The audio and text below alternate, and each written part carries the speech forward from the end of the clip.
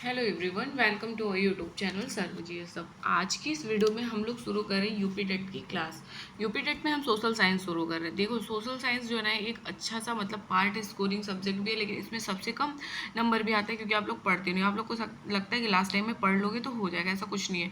क्योंकि एनसीईआरटी तो पढ़ना ही पड़ेगा। चैप्टर वाइज क्वेश्चन कहीं से भी उठा के दे देता है। बाकी आप लोग सीटेट वगैरह देख रहे होगे, कुछ कुछ नंबर से रह जा रहा होगा, तो यही सारी दिक्कत है। तो मैं यूपी टेट का शुरू कर रही हूँ क्योंकि 30 और 31 जनवरी को एग्जाम है और ज़्यादा टाइम बचे नहीं है, तो हम इसको पढ़ते चल रहे हैं। आप लोग वीडियोस देखते जाएंगे। देखो, लास्ट में हम इस पर 50 क्वेश्चन भी हर चैप्टर से मैं आपको हर चैप्टर का थ्योरी कराऊंगी जितना भी इंपॉर्टेंट है, और लास्ट में 50-50 क्वेश्चन कराऊंगी ताकि आपका पूरा कॉन्सेप्ट जो है मजबूत होता जाए।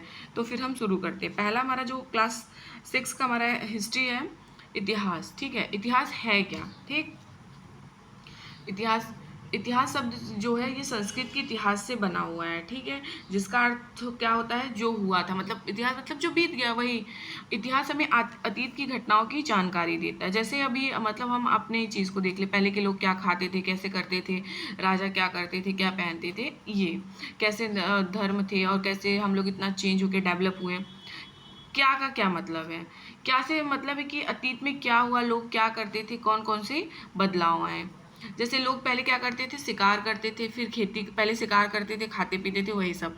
ठीक है, कंदमूल फल और घूमते रहते थे। फिर खेती करने लगे, फिर मिट्टी के बर्तन बनाने लगे, फिर धीरे धीरे औजार। अब उसके बाद आप लोग देख ही रहे हो, मशीन वगैरह हम लोग बना ही रहे हैं। कहाँ का क्या मतलब होता है? स्थान की जानकारी, मतलब कौन से स्थान पे लोग कहाँ रहते थे, क्या करते थे। इतिहास में बहुत जरूरी ये है क्योंकि अतीत की घटनाएं नदियों, पहाड़ों, जंगलों, शहरों से जुड़ी हुई हैं। प्रमुख स्थल, सिंधु घाटी। सिंधु घाटी अब कहाँ पे है? हमारा पाकिस्तान में, हड़प्पा सभ्यता जो है। गंगा घाटी, ये गंगा घाटी जो था महाजनपद जैसे मगध का क्षेत्र गंगा घाटी के इलाके में आता था। नर्मदा नदी के किनारे सबसे पहले रहने वाले लोग कहाँ रहे? नर्मदा नदी के किनारे सबसे पहले लोग यहीं थे। ठीक है, वो लोग शिकारी थे। विंध्य पहाड़ी के आसपास क्या था?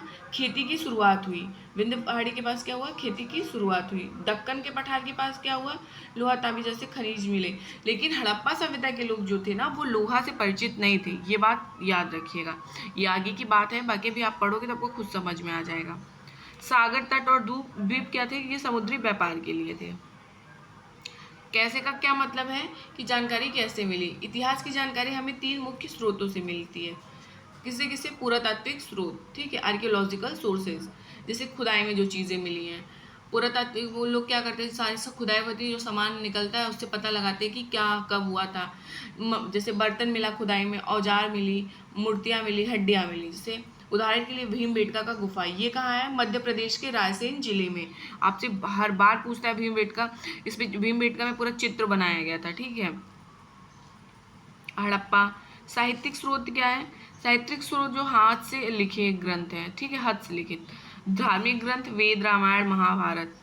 कहानियाँ, कविताएं, गीत। अभिलेख, मतलब अभिलेख का अर्थ ये हुआ कि जैसे कोई पत्थर हो गया, उस पर किसी ने, कोई राजा अपने बारे में लिखवाया कोई चीज़। ठीक है, पत्थर या ताम्रपत्र या धातु पर खुदे हुए लेख, ये राजा द्वारा आदेश होता था। जैसे अशोक के शिलालेख। कब का मतलब क्या है? समय की जानकारी। इस चैप्टर से जो बन पा रहे मैं आपको बता दे रही हूँ।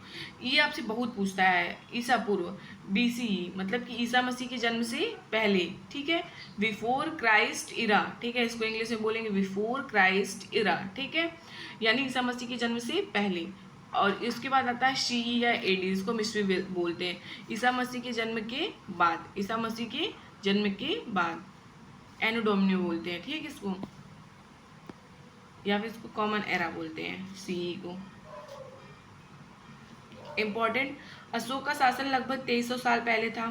बौद्ध धर्म का उदय लगभग कब हुआ? 2500 साल पहले। वेदों की रचना लगभग 3500 साल पहले है।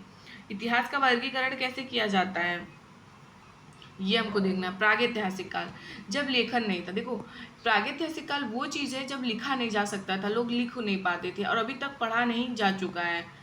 सिंधु लिपि वगैरह जो है, सिंधु घाटी के जितनी भी लिपियाँ हैं। इतिहास पूर्व काल, जब लेखन था पर समझ नहीं पाते थे। इतिहास के पूर्व में भी काल था, मतलब लेखन तो था लेकिन लोग पढ़ नहीं पा रहे ना क्या लिखा हुआ है। ऐतिहासिक काल, हिस्ट्री, मतलब जब लिखित रिकॉर्ड मिलने लगे। इतिहासकार कौन होते हैं?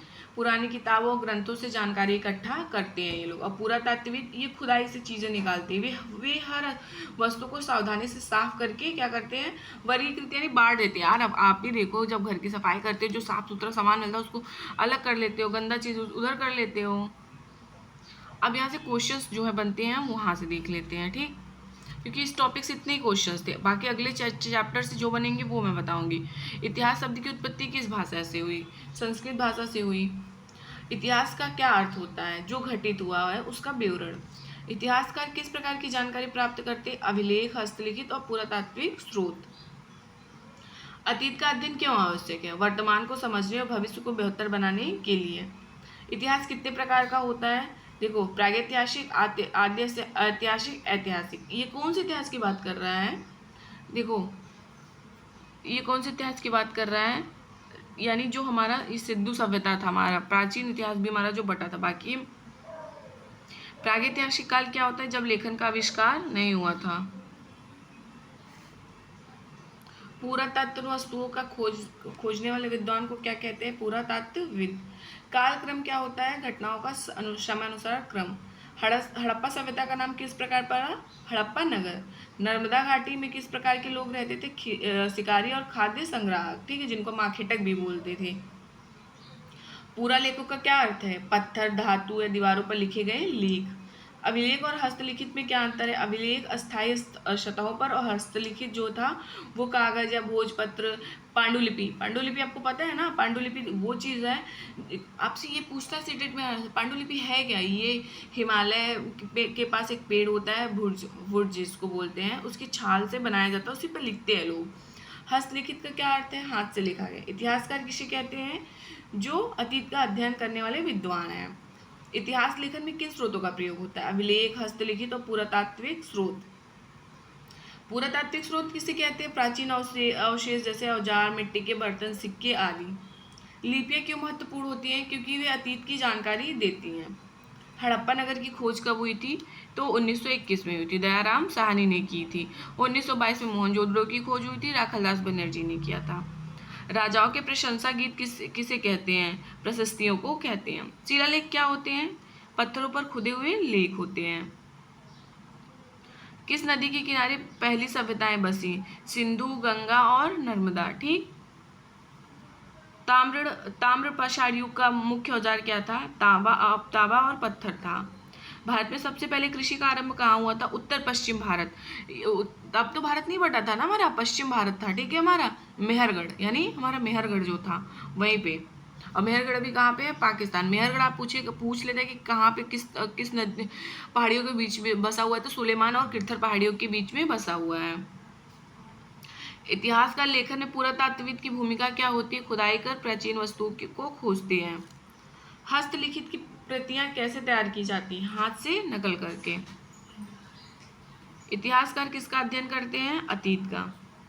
इतिहासकार के स्रोत कौन से हैं? पुरालेख और अवशेष। नर्मदा घाटी में किस प्रकार के लोग रहते थे? शिकारी और खाद्य संग्राहक।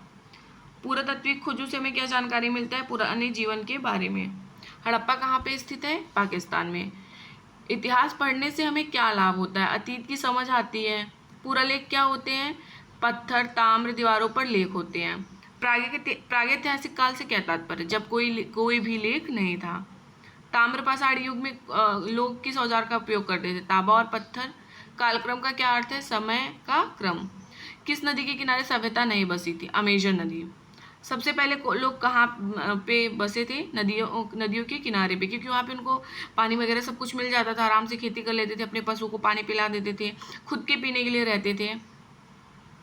पुरातात्विद किसे कहते हैं? जो पुरानी वस्तु की खोज करने वाले होते हैं। हड़प्पा सभ्यता का मुख्य कार्य क्या था? व्यापार करना। हड़प्पा सभ्यता में आपसे पूछता है कि वो बंदर कहाँ था? तो लोथल है। भारत का सबसे प्राचीन नगर कौन सा माना जाता है? हड़प्पा। राजा अपनी बात जनता तक कैसे पहुंचाते थे? शिलालेख के द्वारा। किसका उपयोग लेखन में नहीं होता था? प्लास्टिक का। इतिहास पढ़ने का प्रमुख उद्देश्य क्या है? अतीत को समझना। पुरालेखों को पढ़ने के लिए कौन सी विद्या काम आती थी? पुरालिपि शास्त्र। पुरालेख अधिकतर किस भाषा में होते थे? संस्कृत, तमिल और प्राकृतिक। हड़प्पा की खोज किसने की थी? तो दयाराम साहनी ने। इतिहास शब्द का शाब्दिक अर्थ क्या हुआ? जो घटित हुआ था। ताम्रपाषाण युग में लोग कहाँ रहते थे? गुफाओं और झोपड़ियों में। प्रशस्ति जो था वो शब्द का अर्थ क्या है? प्रशंसा करना। इतिहास लेखन का प्रमुख उद्देश्य क्या है? समाज के अतीत को समझना। तो इस चैप्टर में मतलब थोड़ा सा छोटा चैप्टर था ना, इसलिए मैंने आपको थोड़ा सा बता दिया इसका न्यू कि क्या होगा। बाकी आगे के चैप्टर्स में आपको अच्छे क्वेश्चन और अच्छे थ्योरी मिलेंगे। तो वीडियो को लाइक करिएगा, चैनल को शेयर सब्सक्राइब। Thank you.